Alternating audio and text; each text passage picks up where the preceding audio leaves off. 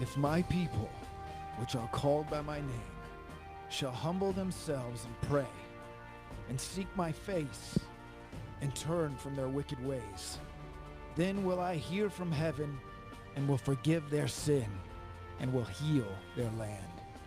We hold these truths to be self-evident, that all men are created equal, that they are endowed by their Creator with certain unalienable rights, that among these are life, liberty, and the pursuit of happiness. Hello, Christian Patriots, and welcome to Church and State, where we strive to plug you into the pew and plug you into politics. I'm your host, Caleb Collier. With me, as always, Pastor Gabe Blomgren. How you doing, brother? I am doing very well. We're going to get right into it, Gabe. Here, we've got Spencer Klavan joining us. Now, he is the assistant editor at the Claremont Review of Books and host of the podcast, Young Heretics. I love that. We'll discuss that in just a minute here. And he's just released a new op-ed title called To Defeat Cancel Culture, Vote Republican. In addition to the op-ed, he's also kind of a historian on the separation of church and state, which he believes has now transformed to mean no public religion in any way. This is awesome because that's right on this. Dude, I've been calling Spencer for a long time. The new form of church and state separation is no longer separation. It's basically, I went to the island of Alcatraz not that long ago. I went to San Francisco, and the revelation hit me that if you are a Christian, their version of separation is meaning you're put on the island of Alcatraz like some type of leper colony. And that's what they truly want. They don't want a separation, a nice, neat, and tidy. They want a complete ostracized, that's not even a word, but ostracized society where you're put on Alcatraz, and that's where they keep you. Mm. Yeah, so with that, thank you so much, Spencer, for joining Church and State. We really appreciate it. It's a pleasure to be here. Thank you guys for having me on. Yeah, absolutely. So let's get into a bunch of these things. So first off, that podcast, Young Heretics, how did you come up with that name? It's funny you ask, and I've gotten a little bit of flack for it when I have guests on. I call them honorary heretics, and I always have to like, are people going to be mad about getting called a heretic in public? It's not. I don't mean religious heresy at all. Obviously, far from it. The point of the show is that I and all my guests who come on, are heretics against identity politics, and especially against the kind of dogma of identity politics that has infected our academies of higher education in this country. You know, I myself am a great lover of learning. The podcast itself is really kind of deep dives into Western culture and Western civ. And the reason I began it is because I was thinking about the fact that, like, so many people are being denied a classical education, and in many ways in this country you don't even know what that would mean. That education is not just about, you know, learning critical thinking skills or whatever that means, but about shaping and forming the soul. You know, I mean, the ancients of our great civilizations have all thought of education in this way. And so weirdly, our heresy is a heresy against this very modern idea that, you know, it's racist to study Homer, or it's sexist to study Shakespeare, or what have you. You know, we need fewer white male authors or whatever. And back to a much older version of education, which says, look, this is this treasure trove of our heritage. So let's get into it. I mean, let's just see what it has to offer us. And it has so much to offer us, of course. Yeah, it certainly does. And you know, this idea that this current cancel culture that we have, where we're attempting to whitewash history, and as you pointed out, you know, this book is racist or this book is sexist, and so we can't even explore any of the ideas or concepts that are conveyed in this literature. It's a disservice to everyone, and it's right. Ending up resulting in like this. I don't know if you saw the movie Idiocracy, but that's basically what we're becoming as a culture. 100%. Yeah, no, that's 100% right. You know, it's funny. I just did on Young Heretics an episode on John Milton, the great Christian poet. Paradise Lost is his most famous epic, but people don't always know that he was also one of the foundational people to argue for freedom of speech. And he did so at a time when England was going through all this turmoil. And he basically, I mean, it was because of the Protestant Reformation that he was able to make this argument. You know, the Catholic Church has been trying to shut down all this printing that's been going on, sort of, you know, exploring new ideas. And one of the things he says in that speech, which is 1644, so, you know, long time ago, he says, you know, if you try to shut down speech, you're only ever going to write things that conform to your values right now. And in fact, you're going to go back into old books and you're going to cut out stuff that don't conform to your present values. Of course, the entire point of reading Aristotle, or indeed, the Bible, even, the foundational texts of our civilization, the whole point is to encounter the deeper strands of tradition that maybe go against the ways of the world. So that's the real thing about cancel culture, besides the sort of horrific violence of it, is the fact that it traps us in this tiny, hyper-modern and very secular way of looking at the world. Yeah, and you're absolutely right. And ultimately, what it's going to result in is they turn on each other, because eventually you're going to say something that society has now deemed as unacceptable, whatever that may look like, and they will eat their own. And that's currently what we're seeing. And now in your article, you're talking about, in order to actually fight back against this, that you need to vote Republican. So explore that idea with us. What did you mean by that? Yeah, so this is funny, and I say in this article, it kind of pains me to write this, that there should be one party you have to vote for if you genuinely oppose the philosophy of cancel culture. But my reasoning about that goes like this. I'm seeing a lot of very smart, sophisticated, and brave people in the media who they're not conservatives, they're not traditional right-wingers, but they've either been canceled or they've seen other people being canceled. And they recognize a lot of what you guys and I are talking about right now. They understand that this will eventually come for everybody, that it eats its own, and that it's fundamentally opposed to our best American and Western tradition. So, they just published this wonderful letter in Harper's, basically to this effect, signed by over 150 people, many of them notables on the left. Noam Chomsky, not a known conservative. And my feeling about this is, okay, so these people have in some sense broken away from cancel culture, but in another way, cancel culture still has a hold on them. And that is that they couldn't, even knowing all of this, and even knowing that Joe Biden is basically going to become a mouthpiece for the woke left. If he can remember what he's saying. Yeah, well, but that's to his great advantage in this regard, right? Because they'll basically just use him as like a Weekend at Bernie's puppet, Mm-hmm. and those people that are signing that Harper's letter and rejecting cancel culture, their fancy friends will never speak to them again if they do what guys like us are doing and actually put our votes where our mouths are. So cancel culture is powerful in a lot of different ways, and it still has a lot of hold on people who are, even though they're recognizing it, they just can't bring themselves to hold their nose and vote for Donald Trump. And I get it, guy's crass, guy's a bore, but it really is. I mean, you compare his Mount Rushmore speech with what's coming out of Alexandria Ocasio-Cortez and Joe Biden himself, and there's really no option here. There should be. Both of our parties should be against this stuff, but they unfortunately aren't. No, and that's well said. That speech that Trump gave, it was compelling, and it motivated and it unified Americans. Whereas you consider, Joe Biden over here saying, the thing, and The thing. Yes. So yeah, I think it's very clear the choice there, and what should be ultimately made for the benefit of Americans nationwide here, Gabe. Yeah, absolutely. My question to you is, Spencer, that we have this continual faucet that never ends of media and propaganda, that in comparison to Glenn Beck, to Crowder, and to yourself, and what we can put out as Church and State, our little venue, how do we compare to the mass faucet, and more like a huge firefighter hose of basically Snapchat, Twitter, and all of these venues that are just pumping garbage nonstop? How do we compete against that? It's sometimes so discouraging, because, the great percentage base of inner city voting and all that, their form of, news is their Snapchat, their internet feed through their phones. Gabe, it's such a good question.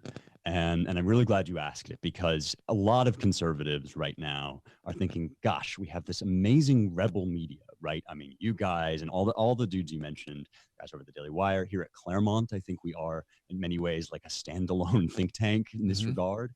But the left has hollowed out all of our major institutions so that it's like this drop in the bucket compared to even you raise your kids up right, you raise them Christian, and you have to consider whether you're going to get them credentialed at a fancy Ivy League school at the cost of having a lot of your teaching basically undone in this sort of form of indoctrination. Here's what I'd say about that. The left did this over the course of 50 plus years, and they did not just do it in the big flashy places like Hollywood and the universities. And conservatives tend to focus on that because we tear our hair out over the fact that these, big names, the Ivy Leagues and everything look so, are doing, in many cases, great evil in the world. And so we try to fix the universities, we try to fix Hollywood, but we don't try to fix elementary schools, right? I mean, that's, and this is another ancient piece of wisdom, actually. I mean, Aristotle was particularly good on this, that the songs you sing in the nursery prime the kids for what they learn in school. Public school is itself a form of sort of soul formation. And by the time they get to the universities, by the time they sit down in a movie theater, by the time they listen to music or turn on TikTok, that their souls are already shaped in one way or another. So we've got to play the long game here. And it's not that we shouldn't be doing the other stuff, but we've really got to invest in public education and thinking more seriously about how we can get back into that fight. So the answer is the long game. That's not the easy answer. That's what they did, though. But that's how we win. And we got to believe that the seed sown over time produces the harvest. No, and you're right. And I really appreciate what you're saying, Spencer. The JBS, the organization that I work for, we promote the idea of getting your kids out of public education because we view it as, as you pointed out, they've been working on this through, Fabian socialism techniques to really take over and fully indoctrinate the students from cradle to grave, really. And so by the time, as you pointed out, by the time they get to the university, they've already been primed to accept everything that these teachers, these university instructors are teaching them, or indoctrinating them, I should actually say here. So get your kids out of public education. And then, responding to you, Gabe, as well, we've got to promote alternative media sources, and that's currently what we're doing. Most people are checking out from the mainstream media because they're tired of the talking heads saying the exact same thing and telling you that Trump doesn't stand a single chance of winning the election. It's already over. You might as well stay home. We reject that concept, and we're going to fight back against the system, this evil system that they're enacting to actually take back America. That's absolutely right. No, I think, our president had a tweet recently that got a lot of play. And like many of his tweets, it was kind of like in a really good direction. And then I had this one like verbal quibble with it, which was that he was going after the university. He said, we want education, not indoctrination. And I know what he means by that. He means basically what you're saying. He means we need to form a new way of educating our kids. And I think, getting your kids out of the public school is a great first step. I know a lot of people who are wonderful homeschoolers or products of homeschooling. That's a huge thing. But the thing about it is, and this is kind of a weird, and in some sense, this is the kind of heretical idea, like, education is indoctrination. And all, children, come into the world not only needing to reason, but to have their souls shaped to receive reason.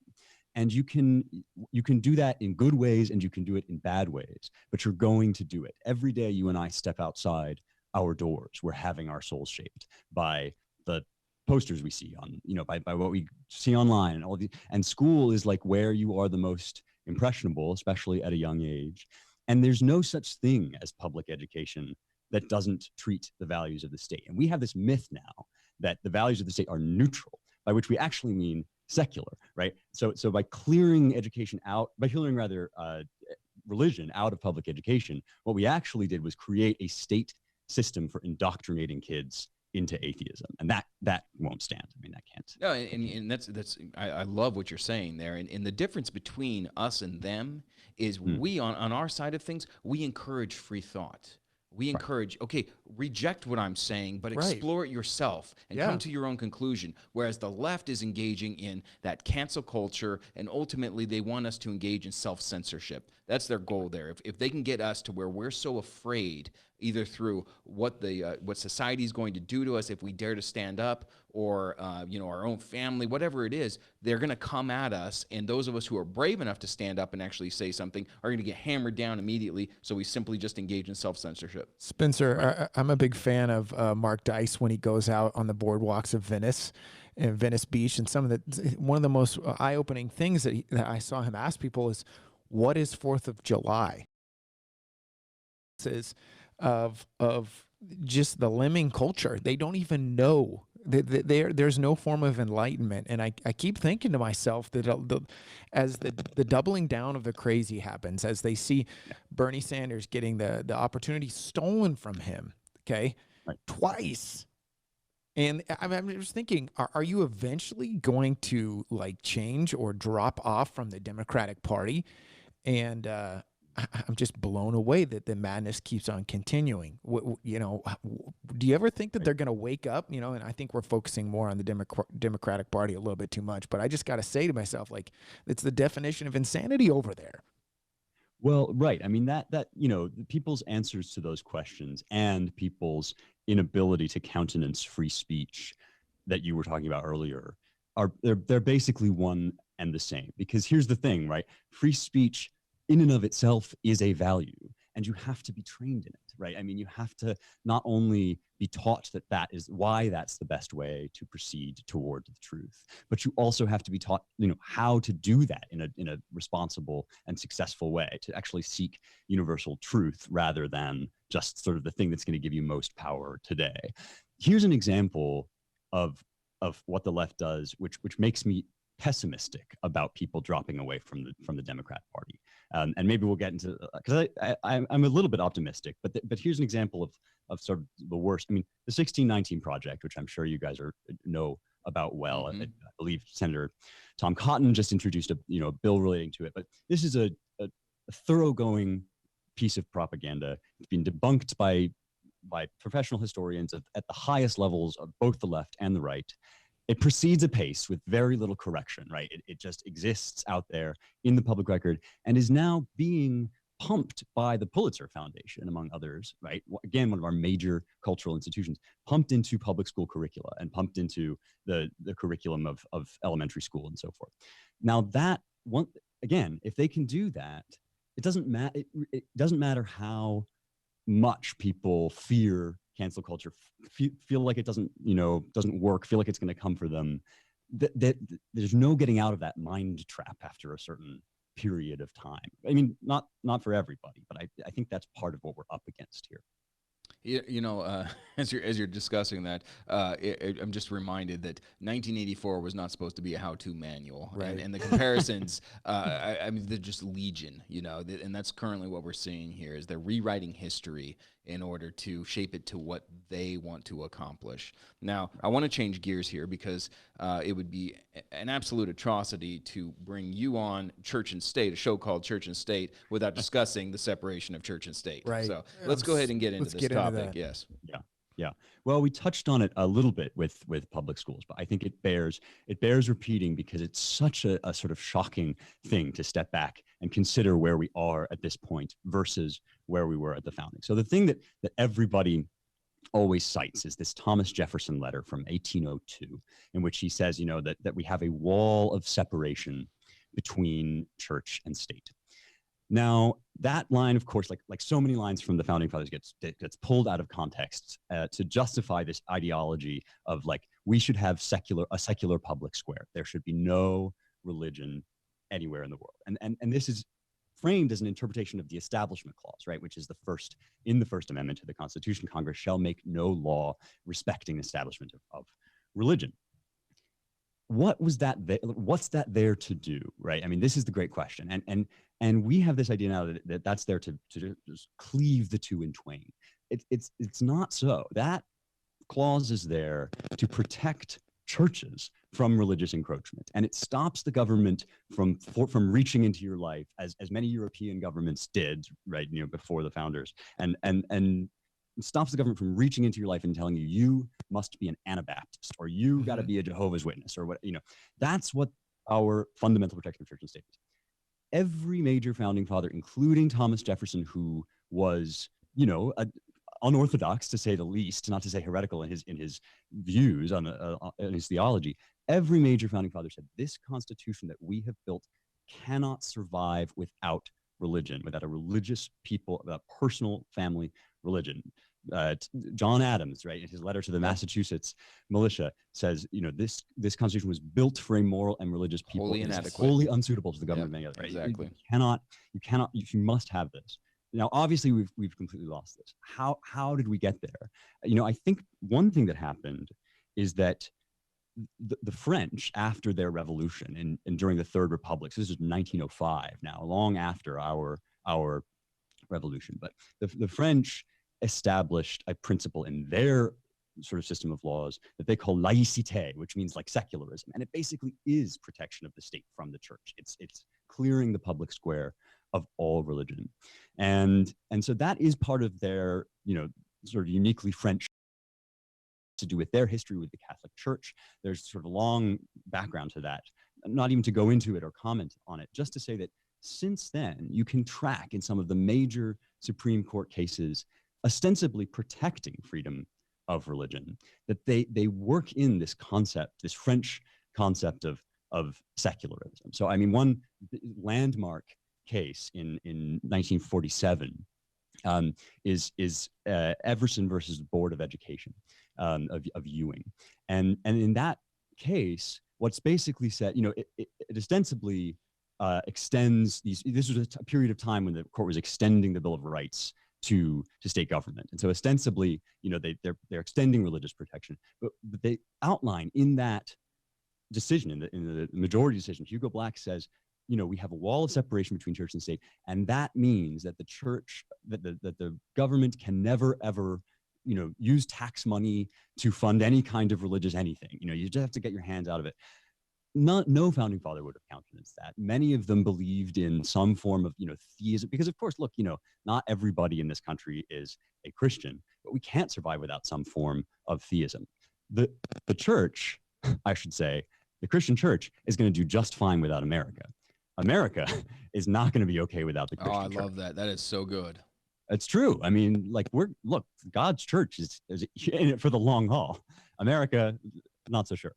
And I say, as a pastor, I it. agree with your statement that America cannot survive without the church. But I also have to say, as a pastor, because pastors cannot have, that perception that you just said that America needs the church. We as pastors need to realize that we need America. This is a nation where, as pastors, we have it so easy, Spencer.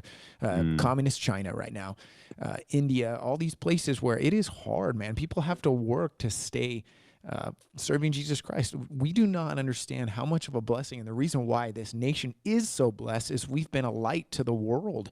And God is not looking down from heaven saying America is the best. I do appreciate this nation, but he's saying, hey, use this piece of property to promulgate the gospel and get it out there.